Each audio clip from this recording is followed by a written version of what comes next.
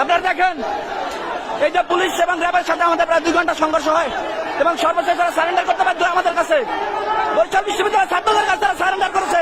আপনারা দেখেন এখন চলে যাচ্ছে, আমাদের উপর টিয়ার শেল নিক্ষেপ করেছে, রাবার বুলেট নিক্ষেপ করেছে।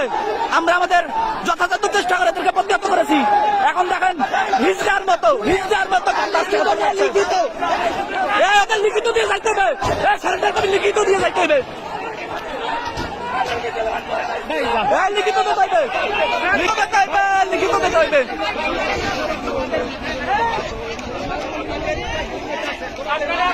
আপনারা দেখেন সাধারণ শিক্ষার্থী এমন ভাবে প্রতিরোধ করেছে, অভিযানদের শক্তি আপনারা দেখে রাখেন। এরা আমাদের কাছে সারেন্ডার করেছে, মাপ চেয়েছে। আপনাদের লিখিত দিতে হইবে, তো লিখিত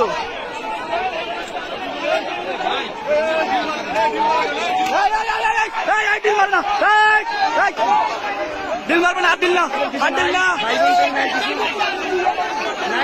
আপনাদের ফ্যামিলিতে কোটা নাই, অনেকের ফ্যামিলিতে কোটা নাই, অনেকের ফ্যামিলিতে কোটা নাই। হ্যাঁ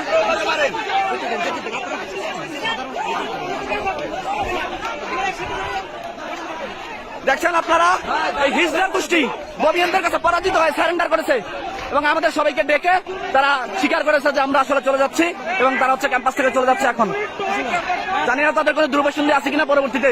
আপনারা দেখেন এই যে সবাই এবং এলাকাবাসী, বিশেষ করে বরিশাল বিশ্ববিদ্যালয় অঞ্চলের যে এলাকাবাসী, বরিশাল বিশ্ববিদ্যালয় এলাকাবাসী ডিল মারে কেন, আবার ডিল মারে কেন, আবার ডিল মারে কেন?